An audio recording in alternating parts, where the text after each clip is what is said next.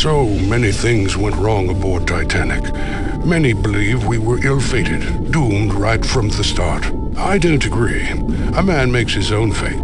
The mistakes leading to the Titanic disaster were simple, straightforward, and easily remedied, like so many things are with the benefit of hindsight. If I could go back, what would I change? What would I do differently? Where would I even begin? Rule 1 of seamanship: don't stick unprotected hands into the jaws of an eel. Enough gunk has called the surface of these gloves home that they could probably withstand a bite or two. Let's just move Snappy out of the way.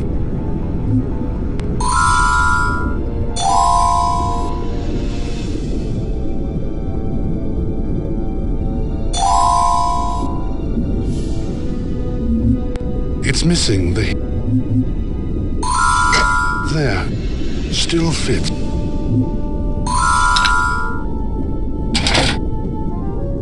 We shouldn't have been running full steam in waters we knew to be notorious for icebergs.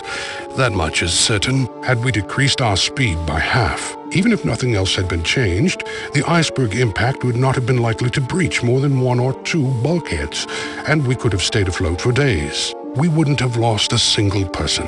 We might not have even lost Titanic at all. This is how it goes.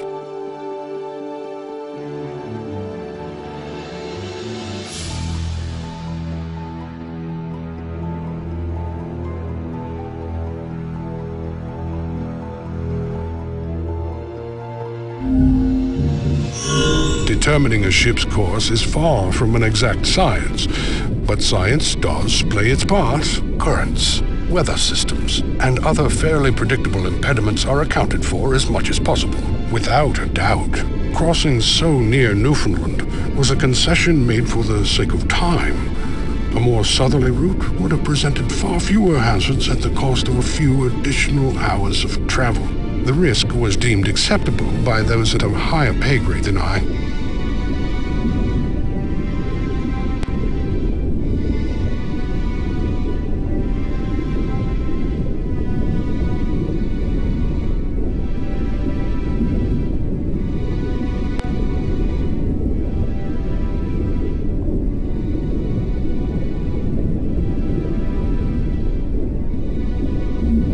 This is the map we used to plot our initial course, and all subsequent course changes and corrections.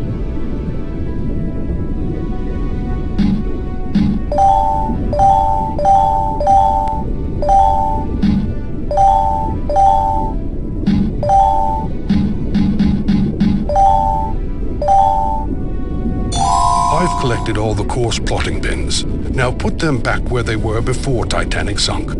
Or rather, where they should have been.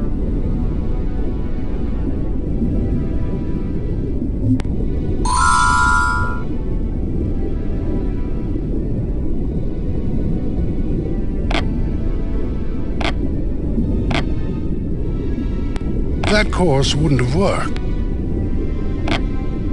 That course wouldn't have worked. That course wouldn't have worked. The objective is to get that course.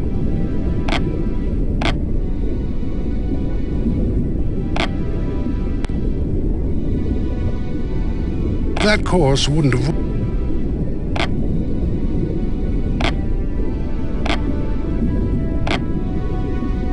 I could have made such a course change, but in all honesty, there was no predictive cause for it. Had we received a warning message by wireless, it would have been done without question. But there was no such message, and so we plowed ahead, full steam towards our collective fate.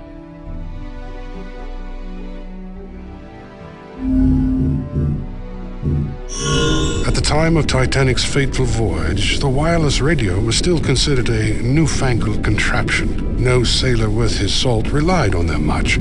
They were an adjunct, not a necessity. This was short-sightedness on our part. The wireless transmitter and receiver aboard Titanic was not even owned by the White Star Line. It was owned by a private company, and it was their charge to serve the passengers, not the crew.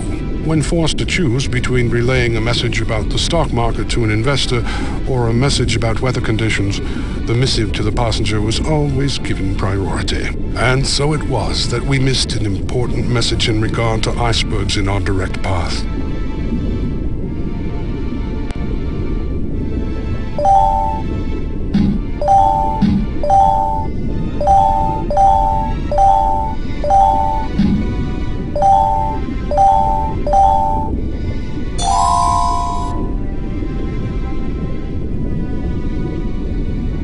A recommended course change?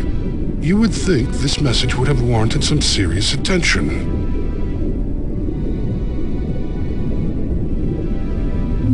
As they say in Her Majesty's Royal Navy, no go, Queenio.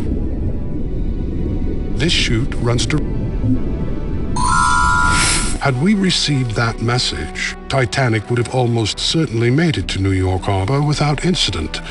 I cannot blame the Marconi operators. They were simply following their own orders. The system was to blame. And although the tragedy of Titanic was instrumental in fixing the very system that doomed her, it is the wish of every captain that such cautionary tales not be woven on their watch. So it goes. Titanic's outer hull was comprised of thousands of sheets of riveted steel. It was quite literally a patchwork of metal. It sounds a little disconcerting, but this was the only method of shipbuilding on that scale available at the time. Had the rivets been hot-stamped, that is to say, had the steel that they were driven into been heated after they were stamped, the joints between plates wouldn't have been so susceptible to the cracks that allowed the ice to penetrate as deeply as it did. Just another simple step that could have saved hundreds of lives.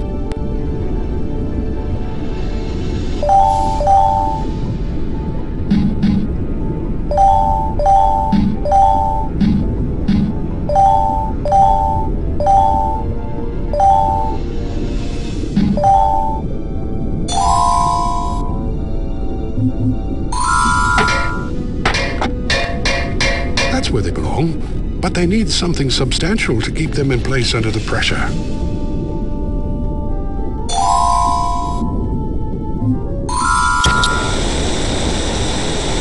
This seems like it should have been standard procedure.